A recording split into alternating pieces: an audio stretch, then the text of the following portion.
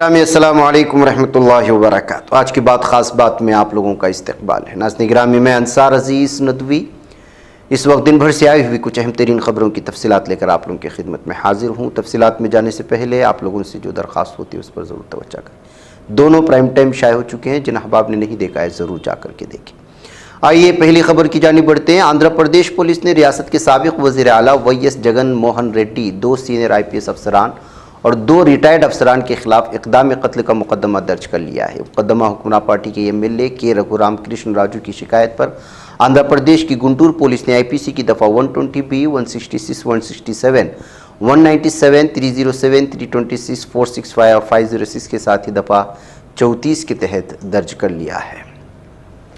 Tamil Nadu BJP के सदर के अन्नामलाई की रियासती कांग्रेस के सदर के सेल्वा पुरवंथागई पर किए गए नाजेबा तबसरे ने तनाज़ा खड़ा कर दिया है।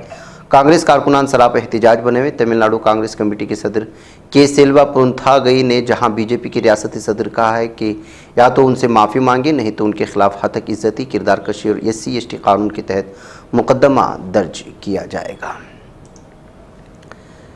द अपोजिशन लीडर और रायबरेली से रुकने पार्लियामेंट राहुल गांधी ने साबिक़ मरकजी वजीर BJP लीडर स्मृति ईरानी के खिलाफ गैर मुहज़्ज़ब अल्फाज इस्तेमाल करने वालों को उससे रोका है। उन्होंने कहा कि ज़िंदगी में हार जीत होती रहती है, किसी के खिलाफ गैर मुहज़्ज़ब ज़बान का इस्तेमाल करना ताकत की नहीं बल्कि कमज़ोरी की अलामत है। राहुल गांधी ने हिदायत सोशल मीडिया के ज़रिए दी है। आसाम में घंटाघर के लिए रास्ता बनाने के दौरान महात्मा गांधी का मुजस्समा हटाए जाने पर तनाज़ा शुरू हो चुका है। मामला आसाम के दुमदुमा शहर का है, जहां मकामी इंतजामिया ने घंटाघर की तामीर के लिए बाबा कौम महात्मा गांधी का मुजस्समा हटा दिया। इसकी खबर मिलने पर मकामी लोगों ने ज़बरदस्त नाराज़गी का इजहार किया। तंज़ किया इंतजामिया के ज़रिए गांधी जी का मुजस्समा हटाने के बाद मुजाहिरा शुरू हो चुका है। नेपाल में आज एक बड़ा सियासी उलटफेर उस वक्त देखने को मिला जब वज़ीर-ए-आज़म पशप कमल दहल प्रचंड पार्लियामेंट में एतमाद का वोट हार गए। इसके साथ ही उन्होंने वज़ीर-ए-आज़म के ओहदे से इस्तीफा दे दिया। दरअसल गुज़िश्ता हफ्ते communist party of Nepal, unified मार्क्सवादी लेनिनवादी CPN-UML ने हुकूमत से अपनी हिमायत वापस ले ली थी, जिसके बाद पार्लियामेंट में तहरीक एतमाद पेश किया गया था।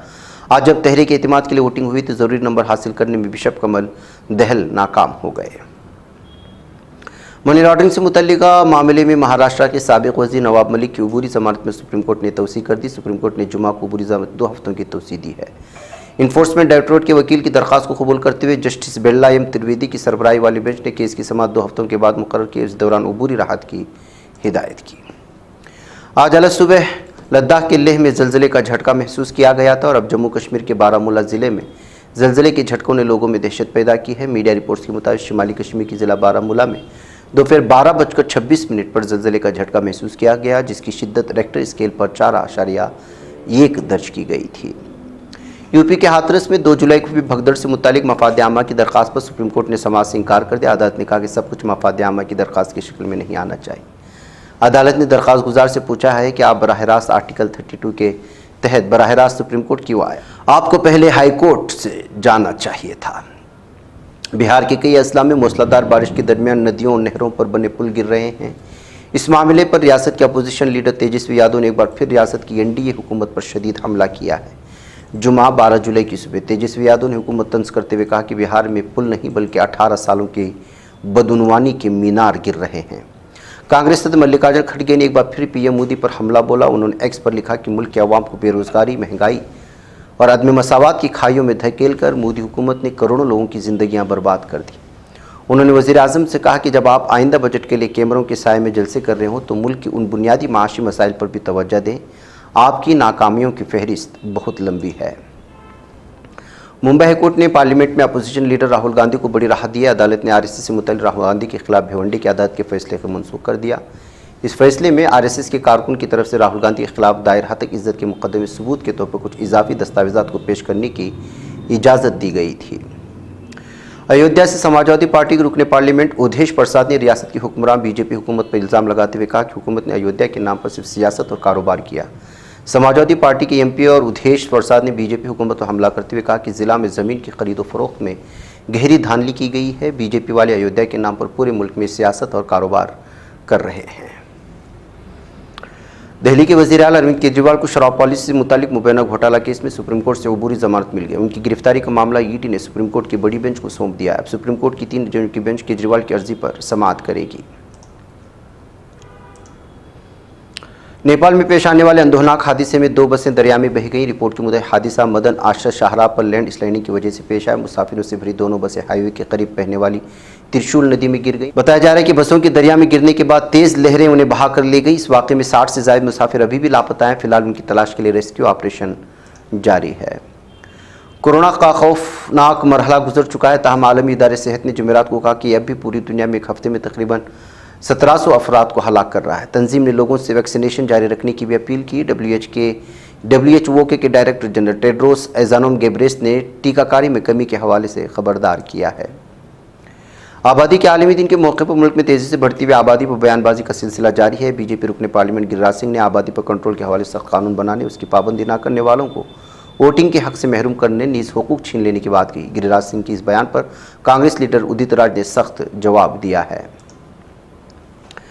सुप्रीम कोर्ट ने इमरान खान की पार्टी पाकिस्तान तहरीक इंसाफ PTI को मखसूस नशिस्तों के हल करार देते हुए पेशावर हाई कोर्ट के जरिए मखसूस नशिस्तें हुकूमत को देने का फैसला कल अदम करार दे दिया है। दरअसल सुप्रीम कोर्ट में सुन्नी इत्तेहाद कौंसिल की मखसूस नशिस्तों के केस की समाअत हुई थी, जिसमें महफूज रख लिया गया था।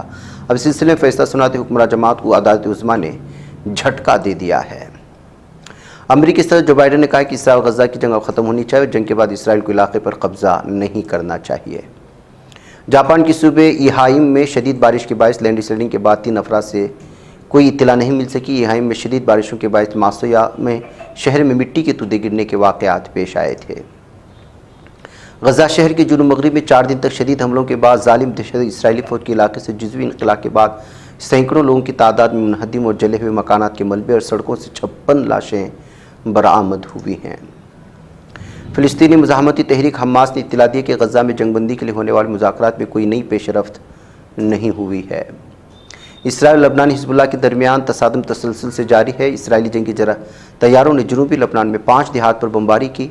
इसराइली फ़ौज ने अपने बयान में कहा कि हिज़्बुल्लाह से ताल्लुक़ रखने वाले फ़ौजी ढांचे को निशाना बनाया गया। हिज़्बुल्लाह तहरीक ने ऐलान किया कि इसने लबनान के जनूब से इसराइली फ़ौजी अड्डे को मेगास ड्रोन से निशाना बनाया है।